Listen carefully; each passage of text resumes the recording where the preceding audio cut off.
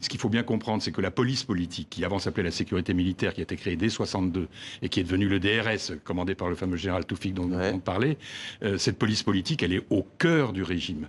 Et traditionnellement, surtout depuis 20 ans, moi je ne suis pas d'accord pour dire que c'est Bouteflika qui tenait toutes les ficelles. Bouteflika avait des marges de manœuvre, assurément, depuis qu'il a été élu, enfin nommé il avait président. Son clan, comme on Il avait son clan, mais c'était des marges de manœuvre extrêmement réduites et limitées par les vrais décideurs, qui étaient d'un côté les chefs de la police politique, de l'autre côté les chefs de l'armée, et qui étaient en train de se disputer en permanence. Sauf qu'ils étaient unis sur l'essentiel. L'essentiel, c'est quoi?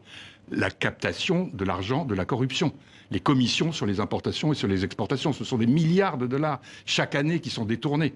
Et donc le contrôle par ces généraux des deux côtés des deux pôles, c'était essentiel. Et quand ils se disputaient, finalement, ils n'allaient jamais jusqu'au bout. Et puis, le Irak est advenu, et là, tout d'un coup, effectivement, cette tension qui était permanente au sommet des vrais décideurs, du vrai pouvoir, a pris un tour nouveau, puisque l'état-major en a profité pour continuer pour prendre la main sur la direction de la police politique, le DRS, qui avait déjà été affaibli avec l'éviction du général Toufik en 2015. Et donc maintenant, la police politique, elle est toujours présente, elle quadrille le pays, elle essaie d'infiltrer les manifestants, etc., mais elle est sous la coupe de l'état-major.